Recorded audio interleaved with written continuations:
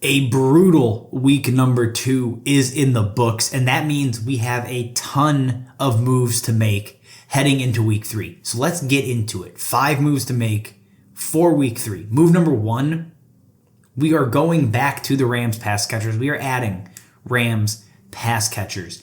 And we were doing this last week when Puka got hurt. Well, Cooper Kupp also gets hurt now, and that means we have to go deeper down the depth chart for the Rams to find relevant pass catchers, because the fact of the matter is I want guys that are catching passes from Matthew Stafford when plays are drawn up by Sean McVay. That's usually a good thing for fantasy. So obviously guys like Demarcus Robinson, Tyler Johnson, they are already heavily rostered because of the week 1 injury to Puka.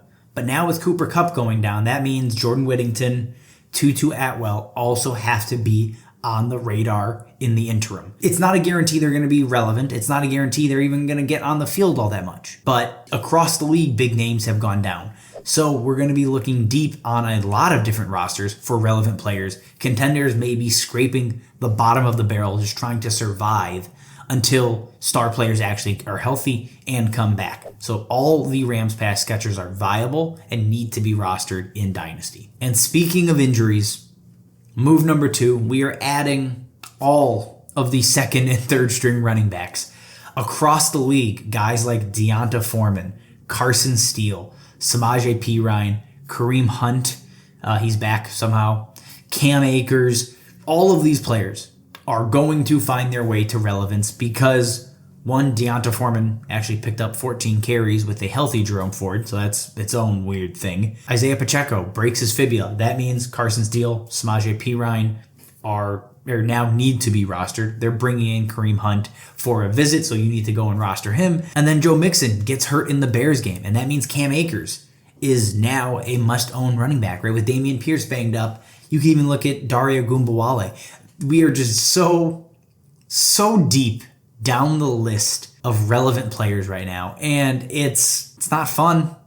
It's not fun, but these types of players will have value. Whoever the starting running back is for the Chiefs, gonna have value. Whoever the starting running back is for the Houston Texans, going to have value. It may not be fun adding these players, but they have to be on your roster. If you are scraping by in Dynasty as a contender, this is how you can survive until your big names get back to healthy. And sticking with the same theme of players you have to add because of injury, move number 3, go out and add Skylar Thompson and Tyler Huntley. Tua got hurt on Thursday Night Football. It was demoralizing. It was upsetting to see. He's not going to retire, but he should at this point, it feels like, and that's a whole different conversation. But the point is, Tua's going to miss some time. The immediate expectation, right, is obviously Skylar Thompson's going to be the starting quarterback. So in Superflex leagues, he has to be rostered. It's the same thing we did with Malik Willis in week 1. If you are a starting quarterback, you have to be on a roster. And if you really, really want to go deep, Tyler Huntley was just signed to the active roster as well.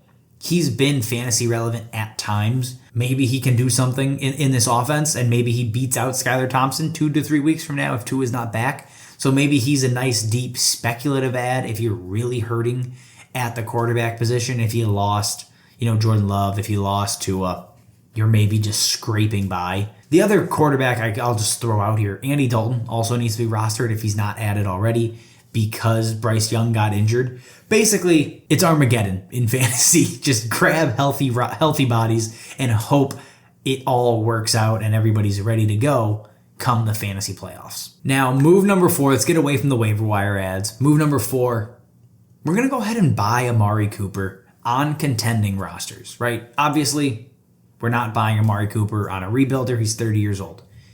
But on a contending roster, he's interesting. I think he's interesting right now because the usage is there. The production is not even close. But he's seen 17 targets through 2 weeks. Of all players in the NFL with at least 17 targets, he is the only player with fewer than 9 catches. In week 1, he drops an easy touchdown.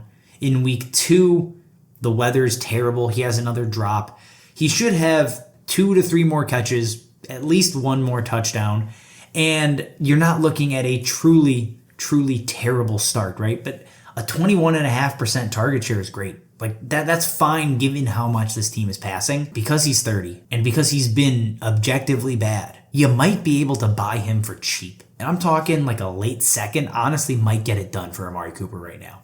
In season, unproductive vet. Everything around the Browns just feels disgusting and bad.